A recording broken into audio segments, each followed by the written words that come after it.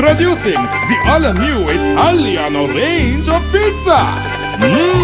Pizza Ultimo. Pizza Hut.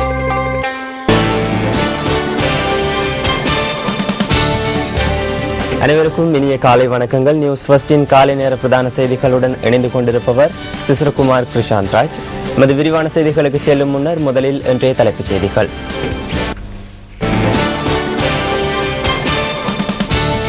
Colombo பல்கலைக்கழகத்தின் 3 பீடங்களுக்கான விரிவுரைகளும் பரீட்சைகளும் இன்று முதல் 3 நாட்களுக்கு ஒத்திவைப்பு. இந்தியாவின் பிரதான எதிர்க்கட்சியான பாரதிய ஜனதா கட்சியின் பிரதிநிதிகள் குழு ஒன்று இலங்கைக்கு விஜயம். சிரியா சேரின் வாயுவை பயன்படுத்தியுள்ளதாக பிரான்ஸ் வெளிவிவகார அமைச்சர் கருத்து.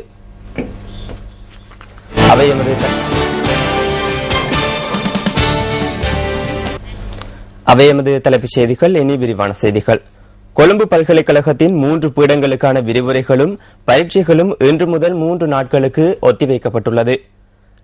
நுழம்பு பெருகும் இடங்களை சுத்தப்படுத்துவதற்காக இந்த நடவடிக்கை எடுக்கப்பட்டுள்ளதாக பல்கலைக்கழகத்தின் உபவேந்தர் குமார ஹிரிம்புரேகம தெரிவித்துள்ளார். இதற்கமைய கலை முகாமைத்துவம் மற்றும் சட்டப்பீடங்களுக்கான விரிவுரைகளும் பரீட்சைகளும் ஒத்திவைக்கப்பட்டுள்ளன. இந்த காலப்பகுதியில் டெங்கு நுழம்பு ஒழிப்புக்கான புகையை விசிறுவதற்கும் திட்டமிடப்பட்டுள்ளது. இதனைத் தவிர சட்டப்பீடத்தின் டெங்கு குடம்பிகள் கண்டுபிடிக்கப்பட்ட கட்டடத்தின் கூரையை புனரமைக்கவும் தீர்மானித்துள்ளதாக கொழும்பு பல்கலைக்கழகத்தின் உபவேந்தர் தெரிவித்துள்ளார். பல்கலைக்கழகத்தின் சட்டப்பீட கட்டடத்தில் டெங்கு குடம்பிகள் கண்டுபிடிக்கப்பட்டதை அடுத்து அந்த பீடத்தை தற்காலிகமாக மூடுமாறு கொழும்பு மாநகர சபை நேற்று முன்தினம் உத்தரவிட்டமை குறிப்பிடத்தக்கது.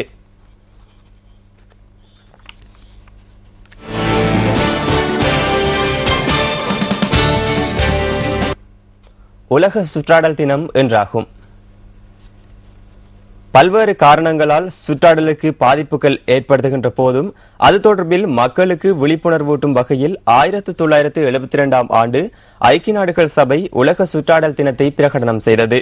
உலக சுற்றாடல் தின தேசிய நிகழ்வு ஜனாதிபதி மஹிந்த ராஜபக்ச தலைமையில் இன்று முற்பகல் அலரி மாளிகையில் நடைபெறவுள்ளது. இதில் பாடசாலை மாணவர்கள் உள்ளிட்ட பலர் கலந்து கொள்ள உள்ளதாக சுற்றாடல் மற்றும் மீள் புதுப்பித்தல் சக்தி அமைச்சு சுசில் பிரேமஜெயந்த கூறியுள்ளார்.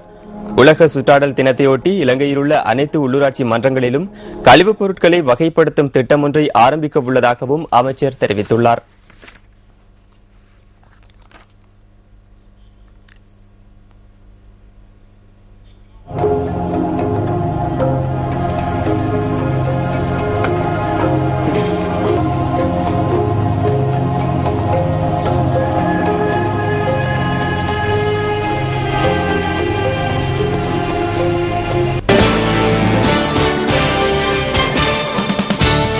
இந்தியாவின் பிரதான எதிர்க்கட்சியான பாரதிய ஜனதா கட்சியின் பிரதிநிதிகள் குழு ஒன்று இலங்கைக்கு விஜயம் மேற்கொண்டுள்ளது. இந்த குழுவினர் நேற்றிரவு நாட்டிற்கு வருகை தந்ததை கட்டுநாயக்க விமான நிலையத்தின் கடமை நேர முகாமையாளர் உறுதிப்படுத்தினார். நாட்டின் தற்போதைய நிலைமை குறித்து ஆராய்ந்து பாரதிய ஜனதா கட்சியின் முக்கியஸ்தர்களிடம் அறிவிப்பதற்காகவே இவர்கள் வருகை தந்துள்ளதாக வெளிவிவகார அமைச்சின் செயலாளர் கருணாதிலக அமுனுகம தெரிவித்துள்ளார். ஜனாதிபதி, பாதுகாப்பு செயலாளர் மற்றும் வெளிவிவகார அமைச்சர் ஆகியோரை சந்தித்து பாரதிய ஜனதா கட்சி பிரதிநிதிகள் குழு கலந்துரையாட உள்ளது. இந்த குழுவினர் வடபகுதிக்கும் விஜயம் செய்ய உள்ளதாக வெளிவிவகார அமைச்சின் செயலாளர் தெரிவித்துள்ளார். இலங்கைக்கு விஜயம் மேற்கொண்டுள்ள பாரதிய ஜனதா கட்சியின் பிரதிநிதிகள் குழுவில் 6 உறுப்பினர்கள் அங்கம் வகிக்கின்றமை குறிப்பிடத்தக்கது.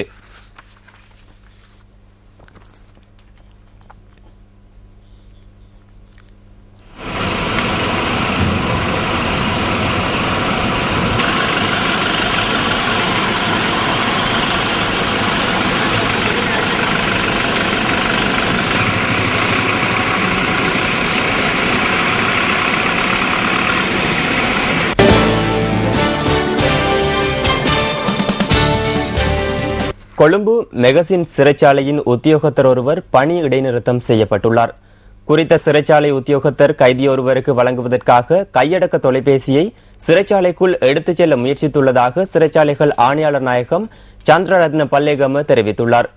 வெளிநபர் ஒருவரிடம் 5000 ரூபாவை பெற்றுக்கொண்ட சிறைச்சாலை உத்தியோகத்தர் கையடக்க தொலைபேசியை கைதியொருவருக்கு வழங்குவதற்காக சிறைச்சாலைக்குள் எடுத்துச் செல்ல முயற்சித்துள்ளார்.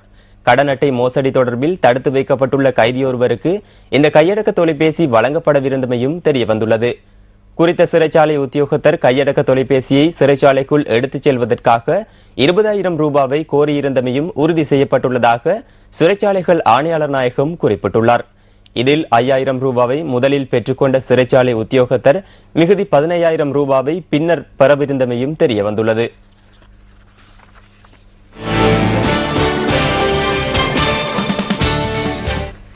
வெளிநாட்டுச் செய்திகள். உத்தியோகபூர்வ விஜயம் மேற்கொண்டு நியூசிலாந்து வெளிவிவகார அமைச்சர் மெரே மெக்யூலி இலங்கைக்கு வருகை தந்துள்ளார். நேற்றிரவு வருகை தந்த அவர் 2 நாட்கள் இங்கு தங்கியிருப்பார் என வெளிவிவகார அமைச்சின் செயலாளர் கருணாதிலக அமுனுகம தெரிவித்துள்ளார்.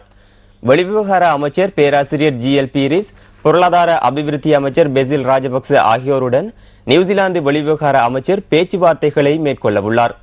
நியூசிலாந்துக்கும் இலங்கைக்கும் இடையிலான வர்த்தக உறவுகள் மற்றும் இலங்கையில் நடைபெறவுள்ள பொதுநலவாய நாடுகளின் அரசு தலைவர்கள் உச்சி மாநாடு ஆகியன தொடர்பில் மெரே மெக்யூலி கவனம் செலுத்துவார் என அறிவிக்கப்பட்டுள்ளது. மத்திய வங்கி நேற்றைய தினம் வெளியிட்டிருந்த வெளிநாட்டு நாணய மாற்று விகிதங்களை சுமந்து வரும் பிஸ்பஸ்ட் தொகுப்பு அடுத்து.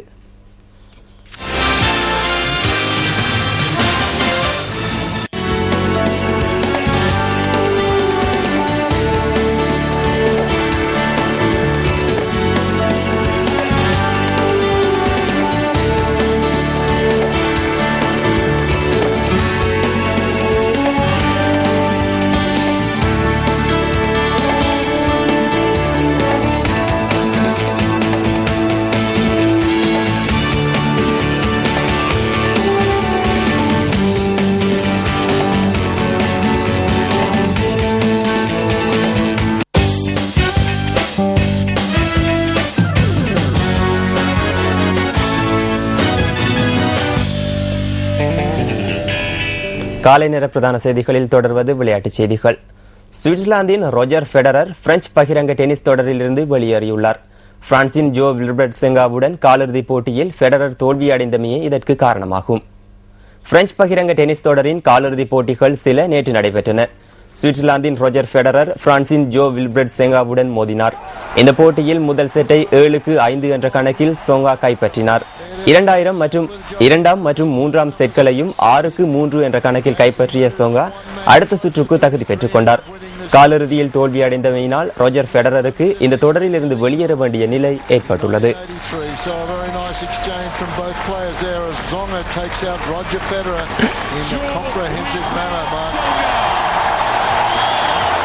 It was the dance of Songa, absolute joy. He's never been able to take out Federer in straight sets before, nor at Grand Slam play, apart from Wimbledon a few years ago. And we shouldn't be surprised with the form of Songa. He's shown us from the opening round the quality that he has entered in.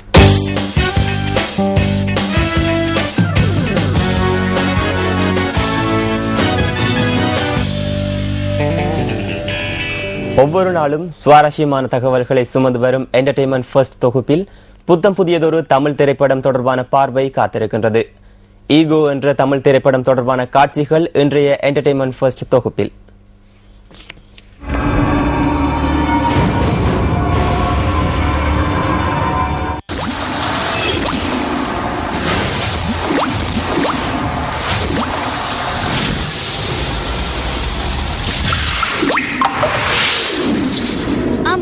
அக்காவை நீங்க முதல்ல எங்க பாத்தீங்க?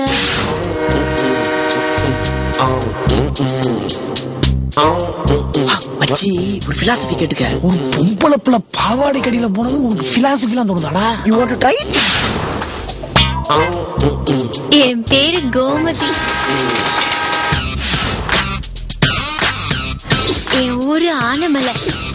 எங்க ஊர்லயே எங்க குடும்பம் தான் பெரிய லூசு குடும்பம். அதுதான் பார்த்தாலே தெரியுது, சத்தியான லூசு குடும்பம்.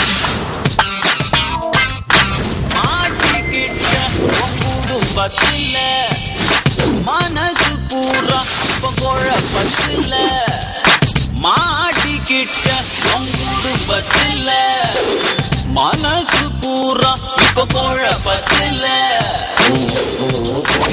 இந்த சந்திரமாட்டி அறுவல் எடுத்த ரத்த மகம் வச்ச சரித்திரமே இல்லடா. இதுக்கு அவன் உன் கழுத்தையே விட்டிருக்கலாம். டேய், ரொம்ப பழைய பஞ்சு டைலாக் பேசிட்டு போறான்டா.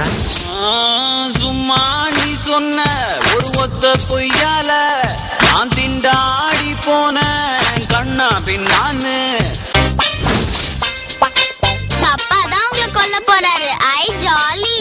உன் மண்டை காலி. எங்களை கொலை பண்றது உங்களுக்கு என்னடா அவ்வளவு சந்தோஷம்? ஜெயிலுக்கு போனாலும் பரவாயில்ல, வெட்டுங்க அவனை. இவ என்னடா நம்மளை கொல்றதை விட புருஷனை ஜெயிலுக்கு அனுப்புறதுல ஃப்ரீயா இருக்கா?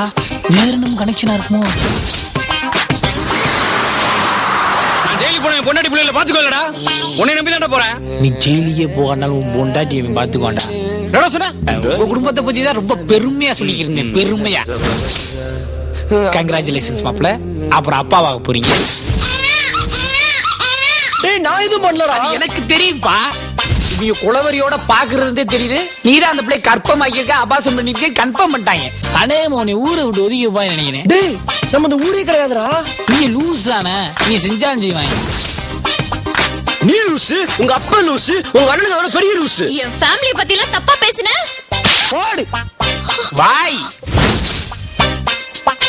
என் பொண்ணை கன்ஃபார்ம் ஆக்கிட்டு இந்த ஊரை விட்டு ஓடிங்க. ஐயோ சத்தியமா யாருன்னு எனக்கு தெரியாது. கல்யாணம் ஆனாலும் உடைய கொண்டுருவாங்க. ஆகாண்டாலும் உடைய கொண்டுருவாங்க. உடைய கொல்ல போறது கன்ஃபார்ம். போல என் வாழ்க்கை தலைகீழா வச்சாலே ஆப்பு அவனெல்லாம்.